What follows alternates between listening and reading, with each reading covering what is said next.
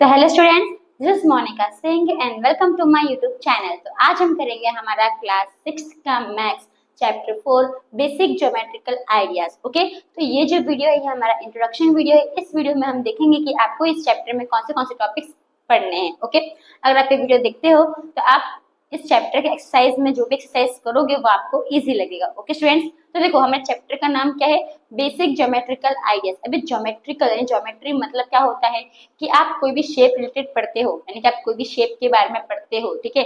उसे जिसके आप स्क्वायर के बारे में पढ़ रहे हो, ट्रायंगल के बारे में पढ़ रहे हो, जैसे कि आपने पेरीमीटर ऑफ स्क्वायर निकालते थे, एरिया ऑफ स्क्वायर निकालते थे, रेक्टेंगल का निकालते थे, जो भी आप शेप्स के बारे में पढ़ते हो उसे ही हम क्या बोलते हैं, ज्योमेट्री पढ़ते हैं। ओके, तो इसमें आपको बेसिक सी चीज ज्योमेट्री के बारे में पढ़ना है। ओके, तो देखो यहाँ पे ना मैंने कुछ टॉपिक्स लिखे हुए, तो पहले हम इस टॉपिक्स को समझते कि सब टॉपिक्स है क्या। तो देखो स्टूडेंट्स, पहला टॉपिक क्या है हमारा, पॉइंट। क्या है पॉइंट? अभी पॉइंट का मतलब क्या होता है आपको सिंपल पता है। पॉइंट मतलब क्या होता है, डॉट, यानी कि अभी मैंने सिंबल भी दिया है, ठीक है। पॉइंट मतलब क्या होता है, सिंपल एक आपका डॉट होता है, इसको हम क्या बोलते हैं, पॉइंट बोलते हैं।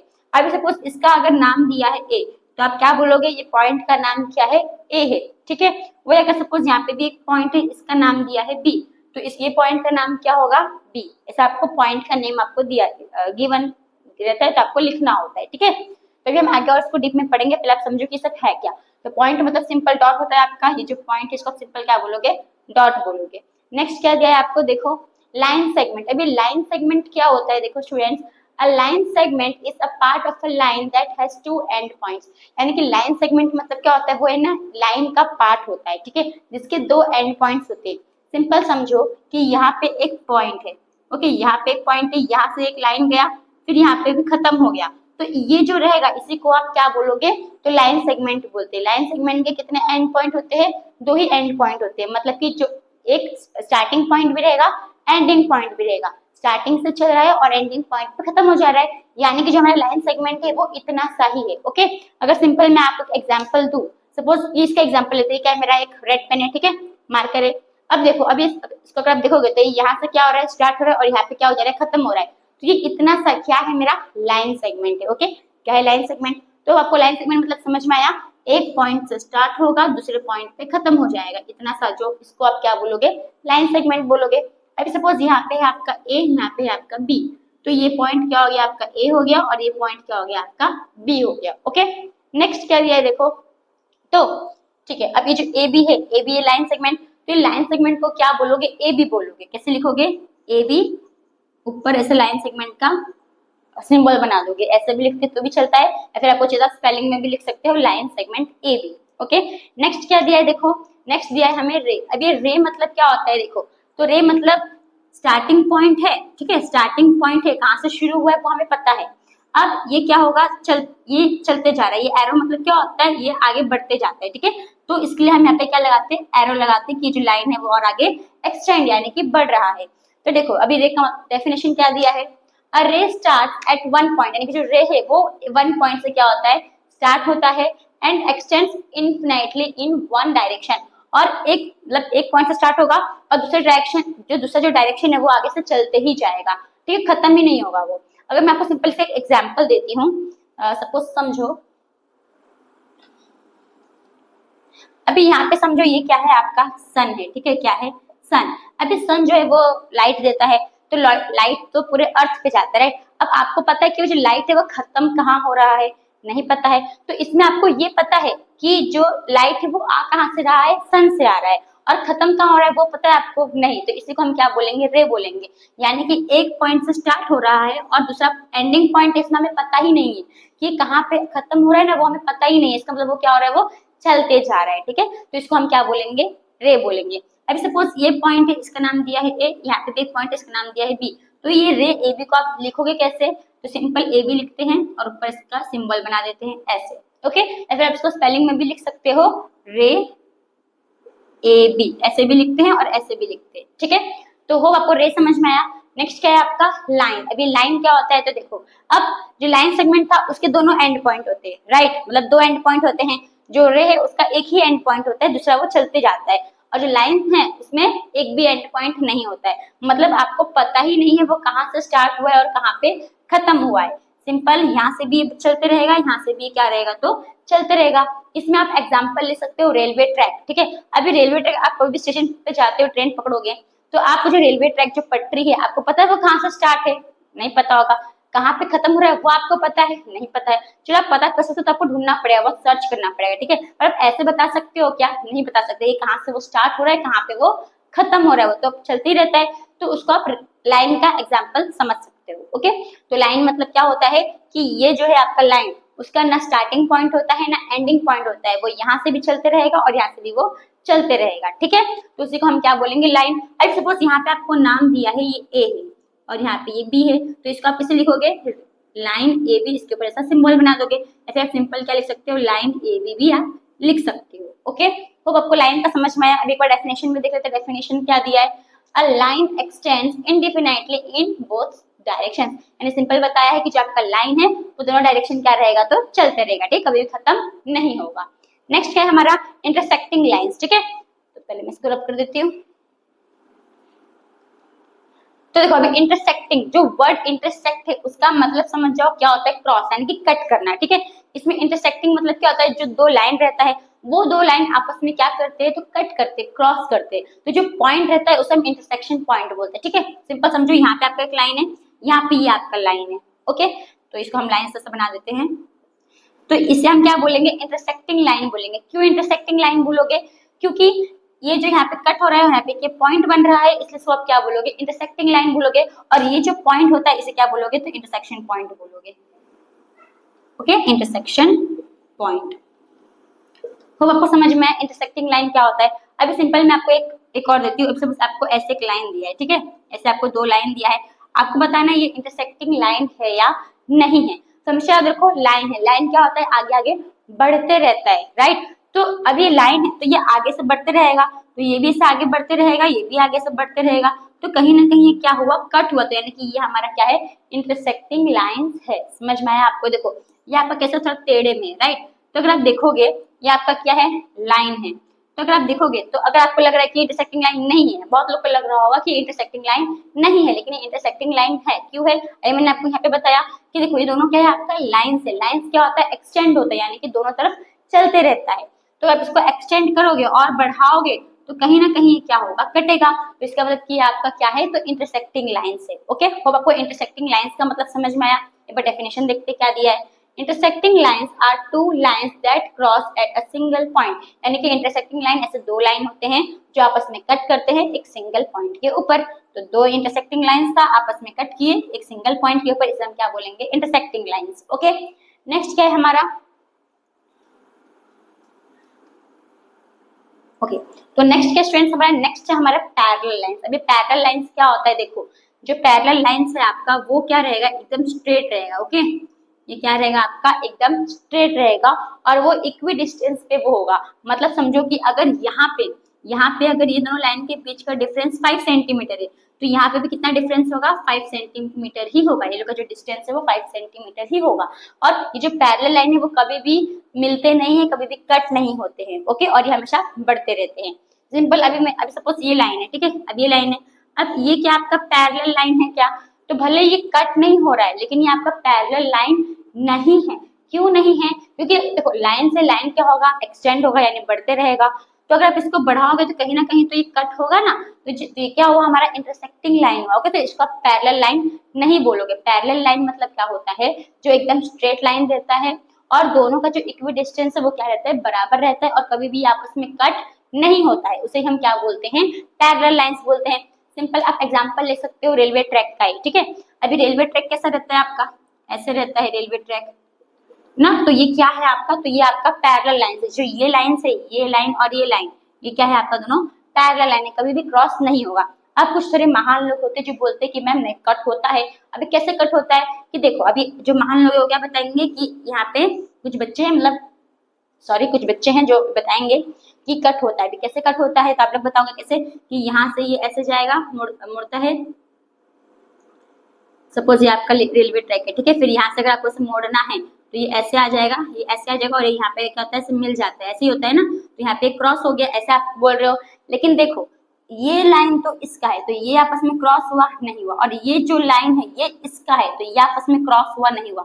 ये दो लाइन आपका पैरेलल नहीं है, लेकिन इसका पैर क्या है, ये वाला लाइन है ना, तो ये दोनों आपस में क्रॉस हुआ नहीं हुआ। और इसका जो लाइन है ये वाला है तो ये दोनों आपस में क्रॉस हुआ नहीं हुआ। तो इसका मतलब कि जो रेलवे ट्रैक हमारा पैरेलल लाइन ही होता है, वो क्रॉस हो तो पटरी को ट्रेन को टर्न करने के लिए वो करते हैं। ठीक है, तो अब आपको पैरेलल लाइन समझ में आया, जो कभी वो हमेशा स्ट्रेट लाइन होते हैं, कभी भी आपस में कट नहीं होता है, और वो हमेशा कैसे डिस्टेंस पे रहते हैं, तो इक्वी डिस्टेंस पे रहते हैं। ओके, अभी डेफिनेशन में क्या दिया है देखो, parallel lines are lines with the same plane that never meet, जो कभी भी मिलते नहीं है, no matter how far they are extend, और मतलब कितना भी लंबा वो लोग क्यों ना बढ़े, मतलब कितना भी लंबा क्यों ना बढ़े, वो कभी भी कट नहीं होंगे। ठीक है, तो यही क्या बोला है, पैरेलल लाइंस के बारे में बोला है। होप आपको इतने टॉपिक समझ में आया। अब हम आते हैं हमारे कर्व के ऊपर। ओके,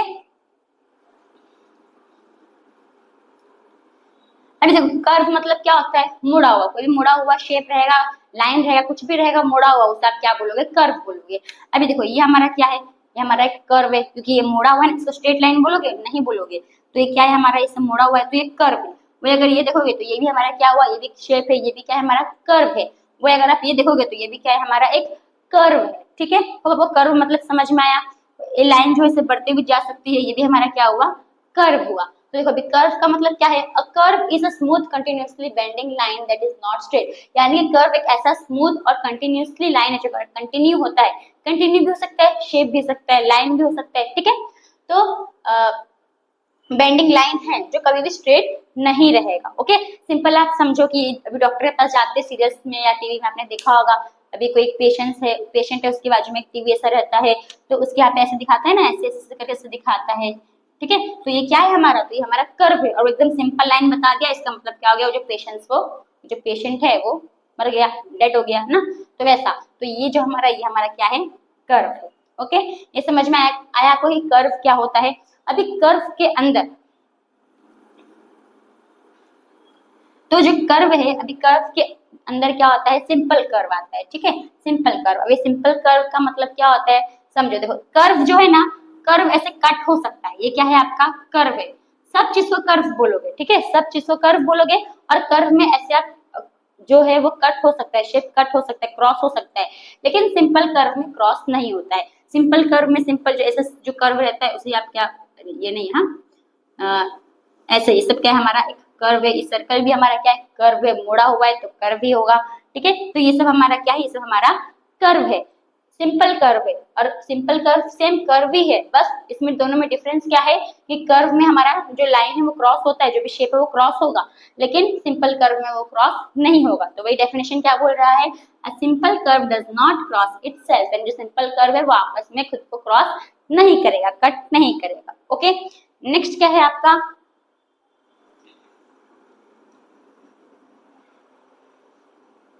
तो नेक्स्ट क्या है आपका, ओपन कर्व। अब ओपन कर्व मतलब क्या होता है, ऐसे कर्व जो ओपन है उसे हम क्या बोलेंगे, ओपन कर्व बोलेंगे। ठीक है, अब सब पहले समझो कि कर्व में ना आपका जो शेप्स भी आता है, जैसे स्क्वायर हो गया, रेक्टेंगल हो गया, पैरेललोग्राम हो गया, रोम्बस, ये सब जो शेप्स है वो भी हमारा किसमें आता है, कर्व में आता है। क्यों आता है, देखो सपोज ये आपका स्क्वायर है, ठीक है, अब यहाँ पे स्ट्रेट लाइन था, राइट, फिर यहाँ से मुड़ के इधर आ गया ना, फिर यहाँ से ये स्ट्रेट लाइन था, फिर यहाँ से मुड़ के इधर आ गया, तो एक कर्व, यहाँ चारों कोने कर्व तो हुए ना, मुड़े है, तो ये भी आपका कर्व रहता है।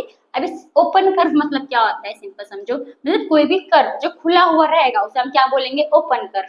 अभी सिंपल देखो, ये क्या हमारा एक कर्व है, अब ये पूरा फुल्ली पैक है क्या, पूरा बंद है, नहीं, यहाँ से क्या है, ये खुला है, यहाँ से खुला है, तो ये सो हम क्या बोलेंगे, ओपन कर्व बोलेंगे।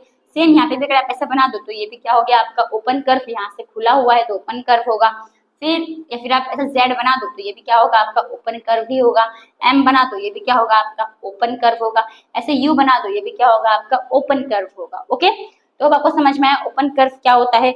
वही क्लोज्ड कर्व, अब ये क्लोज्ड कर्व क्या होगा कि जो भी शेप या फिर जो भी फिगर जो पूरा क्लोज्ड है, पूरा बंद है, उसे हम क्या बोलेंगे, तो क्लोज्ड कर्व बोलेंगे। ओके, तो a curve which is closed is known as closed curve. Simple आप एग्जांपल ले लो स्क्वायर का, स्क्वायर क्या है आपका एकदम कर्व है और पूरा क्लोज है, पूरा बंद है, कहीं से खुला दिख रहा है नहीं, तो ये क्या होगा आपका क्लोज्ड कर्व होगा। सिंपल सर्कल ले लो, सर्कल भी क्या है आपका, तो क्लोज्ड कर्व है।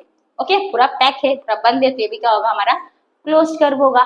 फिर आप ये ले लो ये भी क्या है हमारा क्लोज्ड कर्व है, पूरा पैक है ना, तो ये भी क्या है हमारा क्लोज्ड कर्व। तो आप पूछे ट्रायंगल ले लो, ये भी क्या है हमारा क्लोज्ड कर्व है। ओके, तो फ्रेंड्स आपको जितने भी टॉपिक्स है वो समझ में आया होगा। तो हम आते हैं हमारे नेक्स्ट टॉपिक्स के ऊपर। तो फ्रेंड्स हमारा नेक्स्ट टॉपिक क्या है, तो हमारा नेक्स्ट टॉपिक है पॉलीगॉन। ओके, अभी पॉलीगॉन्स क्या होते हैं, तो पॉलीगॉन्स वैसे वो शेप्स होते हैं जो एकदम क्लोज्ड होते हैं, ठीक है। A figures which is made up of line segments and a closed figure is known as polygon. यानी कि पॉलीगॉन ऐसे फिगर्स होते हैं जो किससे बनते हैं, लाइन सेगमेंट से बनते हैं, और वो क्या होते हैं, क्लोज्ड होते हैं, ठीक है। तो उन्हें हम क्या बोलते हैं, पॉलीगॉन्स बोलते हैं। इसके आप एग्जांपल में लिख सकते हो स्क्वायर, ठीक है। अभी स्क्वायर क्या है हमारा, पॉलीगॉन है। क्यों पॉलीगॉन है, क्योंकि किससे बना हुआ है, लाइन सेगमेंट से बना हुआ है। यानी कि ये भी लाइन सेगमेंट है, ये भी लाइन सेगमेंट है, ये भी लाइन सेगमेंट है, ये भी लाइन सेगमेंट है। तो लाइन सेगमेंट से बना हुआ है, और दूसरा क्या है, ये क्लोज्ड फिगर है, पूरा पैक है, कहीं से पूरा बंद है, कहीं से खुला है क्या, नहीं। तो इसको हम क्या बोलेंगे, पॉलीगॉन्स बोलेंगे। ओके, ट्रायंगल, ट्रायंगल भी आपका क्या है, तो पॉलीगॉन्स है। ये भी आपका लाइन सेगमेंट से बना हुआ है, और जो है क्लोज्ड फिगर है, इसे भी हम क्या बोलेंगे, पॉलीगॉन्स बोलेंगे। ओके, सेकंड अभी देखो ये क्या है हमारा, सर्कल है, ठीक है। सर्कल, ये सर्कल हमारा पॉलीगॉन है क्या, नहीं है। क्यों नहीं है, क्योंकि ये हमारा लाइन सेगमेंट से बना है। देखो ये क्लोज्ड फिगर तो है, पर ये लाइन सेगमेंट से बना है क्या, नहीं। इसका मतलब ये हमारा पॉलीगॉन नहीं है। ओके, डेफिनेशन में क्या दिया है देखो, a polygon is a closed figure made up of straight line segment, ठीक है। यानी कि पॉलीगॉन जो है वो क्लोज्ड फिगर रहता है और लाइन सेगमेंट से बना होता है, स्ट्रेट लाइन सेगमेंट, उसे हम क्या बोलते हैं, पॉलीगॉन्स बोलते हैं। अभी टाइप्स ऑफ पॉलीगॉन्स, पॉलीगॉन्स में कौन से टाइप्स होते हैं, तो देखो पहला क्या होता है हमारा ट्रायंगल। ट्रायंगल में कितनी साइड्स होती है, 3 साइड्स। अभी साइड्स मतलब क्या होता है कि ये जो आपका है ना स्ट्रेट लाइन, इसे आप क्या बोलोगे, साइड्स बोलोगे। ओके, इसमें कितनी साइड है, 1 2 3। ओके, अब आपको समझ में आया साइड्स क्या होता है। तो ट्रायंगल में 3 साइड्स होती है। कोरिलेटरल, कोरिलेटरल मतलब क्या होता है कि वो फिगर या फिर वो पॉलीगॉन जिसका 4 साइड्स होता है, 4 एंगल्स होता है, 4 वर्टेक्स। एंगल वर्टेक्स हम पढ़ेंगे, पहले हम ये समझ लेते हैं कि क्वाड्रिलेटरल मतलब क्या होता है कि वो पॉलीगॉन जिसके 4 साइड्स होते हैं उसे हम क्या बोलते हैं, क्वाड्रिलेटरल बोलते हैं। अभी क्वाड्रिलेटरल के अंदर क्या क्या आता है, स्क्वायर, स्क्वायर के भी 4 साइड्स होते हैं, रेक्टेंगल उसके भी 4 साइड्स होते हैं, पैरेललोग्राम उसके भी 4 साइड्स होते हैं, रोम्बस की भी 4 साइड्स, काइट की भी 4 साइड्स एंड ट्रेपेजियम की भी 4 साइड्स। अभी सिंपल मैं आपको है ना एक करके इनका फिगर ड्रॉ करके बताती हूँ कि ये सब होता कैसा है। तो देखो स्क्वायर, स्क्वायर तो आपको पता है स्क्वायर कैसा होता है हमारा, ऐसे होता है। रेक्टेंगल कैसा होता है, ऐसा होता है। ओके, इसमें आपका, इसमें सब साइड्स इक्वल रहती है, इसमें 2 अपोजिट साइड्स इक्वल होती है, यानी कि ये दोनों इक्वल रहेगा और ये दोनों आपस में बराबर रहेगा, ठीक है, इसे हम रेक्टेंगल बोलेंगे। तीसरा क्या होता है, पैरेललोग्राम। पैरेललोग्राम सेम रेक्टेंगल जैसे ही रहता है, बस थोड़ा स्लैंट में रहता है, यानी कि ऐसे रहता है पैरेललोग्राम आपका। ओके, फिर नेक्स्ट है आपका रोम्बस। रोम्बस आपका स्क्वायर जैसा रहता है, पर स्क्वायर आपका स्ट्रेट रहता है, जो रोम्बस है वो आपका स्लैंट में रहता है, ठीक है, यानी कि वो थोड़ा ऐसे रहता है। ऐसे आपका क्या रहेगा, रोम्बस रहेगा। नेक्स्ट क्या है आपका काइट। काइट आपका सेम, काइट तो पता है पतंग वैसे शेप का रहेगा, यानी कि ये काइट। और फिर क्या रहेगा ट्रेपेजियम, वो आपका ऐसे शेप का रहता है। ओके, तो देखो सब में जितने भी शेप्स है सब में क्या है 4 साइड्स है, तो इसे हम क्या बोलेंगे, क्वाड्रिलेटरल बोलेंगे। ओके, क्या बोलोगे, क्वाड्रिलेटरल। नेक्स्ट क्या है आपका पेंटागन। पेंटागन, पेंटागन मतलब जिसमें 5 जो शेप या फिर जो पॉलीगॉन उसमें जिसमें 5 साइड्स रहेंगे उसे हम क्या बोलेंगे, पेंटागन। यानी कि आपका सिंपल ऐसे बना दो घर जैसा, देखो 5 साइड हो गया, 1 2 3 4 5, 5 साइड हो गया। हेक्सागन में सेम 6 साइड रहेगी, तो क्या होगा आपका हेक्सागन, यानी कि आप ले सकते हो उसको 1 2 3 4 5 6, ये क्या बन गया हमारा हेक्सागन। हेप्टागन में 7 साइड्स रहेगी, यानी कि 1 2 3 4 5 6 7। ओके, ऑक्टागन में कितनी साइड्स रहेगी, 8 साइड्स रहेगी, तो 1 2 3 4 5 6 7 8। और नॉनागन मतलब 9 साइड्स, डेकागन मतलब 10 साइड्स, यानी कि 9 साइड्स रहेगी। तो उसका कैसे बना दोगे, तो 1 2 3 4 5 6 7 8 9 ऐसा, ठीक है, वो समझ में आ रहा है कैसे है। फिर वही जो डेकागन इसमें 10 साइड्स रहेगी, तब इससे किसी भी शेप, कैसा भी शेप, जरूरी नहीं कि आपका सेम ऐसा शेप रहेगा, कैसा भी शेप हो, अगर वो 8 साइड है तो ऑक्टागन, 9 साइड है तो नोनागन, 7 साइड है तो हेप्टागन, 5 साइड है तो पेंटागन, ठीक है। कितना भी मतलब कैसा भी शेप हो, पर साइड्स देखने का, लाइन सेगमेंट देखने का, पॉलीगॉन है कितना साइड है वो देखने का, और बताने का कि वो कौन सा शेप है, ठीक है, उस शेप का फिर नाम बताने का। तो आपको ये टाइप्स ऑफ पॉलीगॉन समझ में आया। अब हम आते हैं हमारे वर्टाइसेस के ऊपर। ओके, अब देखो वर्टाइसेस मतलब क्या होता है।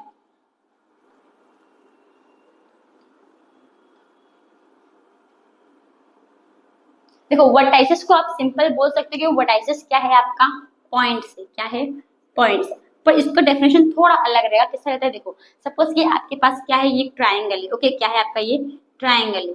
तो कहीं पे दो लाइन जब आपस में मिलती है और जो यहाँ पे पॉइंट बनाती है पॉइंट, उस पॉइंट को हम क्या बोलते हैं, वर्टाइसेस बोलते हैं। तो अभी देखो ये ट्राइंगल है, इसमें कितने वर्टाइसेस है, तो देखो एक यहाँ पे एक लाइन गया, दो लाइन गया, यहाँ पे एक पॉइंट बना, ओके। दूसरा पेन लेती हूँ, देखो यहाँ पे एक लाइन गया, यहाँ पे एक लाइन गया, यहाँ पे एक पॉइंट बना, दूसरा इधर पॉइंट बना, तीसरा इधर पॉइंट बना। तो ये जो पॉइंट्स है इसे हम क्या बोलेंगे, वर्टाइसेस बोलेंगे, ओके। एक पॉइंट रहा तो वर्टेक्स, ज्यादा पॉइंट्स है तो वर्टाइसेस। तो हमको वर्टाइसेस का मतलब समझ में आया, एक बार हम डेफिनेशन देखते हैं क्या दिया है। A vertex is a point where two sides of a polygon, ठीक है, यानी कि वर्टाइसेस मतलब क्या होता है कि पॉलीगॉन का जब दो साइड आपस में मीट करता है और जब वो पॉइंट बनता है उसे हम क्या बोलते हैं, वर्टाइसेस बोलते हैं, ठीक है। वर्टेक्स मतलब पॉइंट होता है, पॉइंट का दूसरा नाम क्या होता है, वर्टेक्स होता है, ओके। यहाँ पे मैं आपको लिख देती हूँ, जो पॉइंट है वर्टेक्स का दूसरा नाम क्या होता है, पॉइंट होता है। और वर्टाइसेस को पॉइंट्स भी बोल सकते हो। अब आपको पॉइंट समझ में आया, मतलब वर्टाइसेस समझ में आया। नेक्स्ट आते हैं हमारे साइड्स के ऊपर। अभी साइड्स क्या होता है, तो देखो ये आपका शेप है ट्राइंगल, ओके। अब ये जो आपका रहता है, जो ये जो साइड रहता है, ये साइड, ये जो आपका लाइन रहता है, इसी लाइन को हम क्या बोलते हैं, साइड्स बोलते हैं, ओके। इसको आप साइड्स भी बोल सकते हो, एजेस भी बोलते हैं, लाइन भी बोलते हैं, लाइन सेगमेंट भी बोलते हैं, ठीक है। इसको हम क्या बोलते हैं, इसको साइड्स बोलते हैं, साइड्स और एजेस। होप आपको साइड्स मतलब समझ में आया कि ये जो आपका लाइन सेगमेंट्स जो रहता है इसे हम क्या बोलते हैं, तो साइड्स बोलते हैं। इसमें डेफिनेशन देख लेते हैं। The side of a polygon are the straight line segments that make up its boundaries। यानी कि साइड्स, पॉलीगॉन के जो साइड्स होते हैं वो क्या होता है, स्ट्रेट लाइन होता है। यानी कि सिंपल समझो ये आपका क्या है, स्क्वायर है। तो जो स्ट्रेट लाइन है इसे आप क्या बोलोगे, तो साइड्स बोलोगे। और ये क्या बन रहा है, तो फिगर का ये बाउंड्रीज बना रहा है, ओके। इस शेप का बाउंड्रीज बनाते हैं लाइन यानी कि साइड्स। हो आपको साइड्स समझ में आया। नेक्स्ट क्या है हमारा, एंगल्स। क्या है हमारा, एंगल्स। अभी देखो एंगल्स मतलब क्या होता है कि जो दो रे रहेगा, यानी कि ऐसा आपका रहेगा ये, ठीक है। इसको नाम दे दो ए, इसको नाम दे दो बी, और इसको नाम क्या दे दो ओ। तो देखो ये जो गया इसको हम क्या बोलेंगे, रे बोलेंगे, क्या बोलेंगे, रे। इसको हम क्या बोलते हैं, आर्म्स भी बोलते हैं, क्या बोलते हैं, आर्म, ओके। आम मतलब खाने वाला मैंगो नहीं, आम मतलब हाथ, ठीक है। मतलब आम, इसको हम क्या बोलते हैं, आम भी बोलते हैं, इसका एंगल का हाथ बोलेंगे। और ये जो आपका पॉइंट ओ है, ये जो ओ है इसे हम क्या बोलते हैं, वर्टेक्स बोलते हैं, क्या बोलते हैं, वर्टेक्स। तो यहाँ पे ये जो बन रहा है इसे हम क्या बोलेंगे, एंगल्स बोलेंगे, क्या बोलेंगे, एंगल बोलेंगे। अब ये जो एंगल है इसको हम लिखेंगे कैसे, देखो हमको पता है पॉइंट को हम कैसे लिखते हैं, रे को हम कैसे लिखते हैं, लाइन सेगमेंट लाइन को हम कैसे लिखते हैं वो हमें पता है, पर रे को हम कैसे लिखेंगे, सॉरी एंगल को हम कैसे लिखेंगे, रे ये तो हमें पता है ना कैसे लिखते हैं रे, पर अब एंगल को हम कैसे लिखेंगे। तो सिंपल समझो, जो भी आपका एंगल बनता है, एंगल कहाँ बन रहा है, ओ पे बन रहा है, तो ये ओ आपका बीच में रहेगा, क्या रहेगा, बीच में, ठीक है। ओ जो है आपका बीच में रहेगा। और एंगल का सिंबल कैसा होता है, ऐसा, ये क्या है आपका एंगल का सिंबल है, ठीक है। ये आपका एंगल का सिंबल है। अभी ओ हमेशा क्या रहेगा, बीच में रहेगा, ठीक है। तो अगर आपको चाहिए तो आप ए ओ बी भी लिख सकते हो, ए ओ बी, आपको चाहिए तो बी ओ ए भी लिख सकते हो, यानी कि बी ओ ए। तो इसी को हम क्या बोलेंगे, एंगल बोलेंगे। दोनों में से आप कोई भी लिख सकते हो, बस खाली जो आपका एंगल है वो क्या होना चाहिए, बीच में होना चाहिए, ठीक है। होप आपको समझ में आया ये एंगल्स के बारे में। नेक्स्ट क्या है आपका, interior points and exterior points. अभी ये समझो ये क्या है।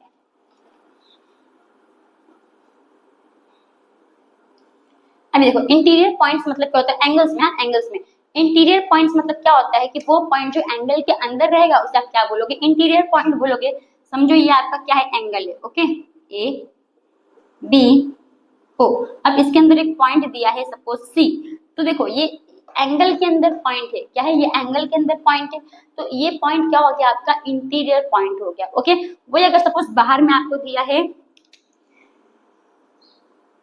डी, तो देखो ये जो डी पॉइंट है वो क्या है, तो ये एंगल के बाहर है। एंगल तो आपका ये है ना, ये पूरा आपका एंगल है, तो ये एंगल के बाहर है डी। तो यानी कि ये क्या हो गया आपका एक्सटीरियर पॉइंट हो गया, ओके। तो आपको समझ में इंटीरियर पॉइंट और एक्सटीरियर पॉइंट का मतलब क्या होता है।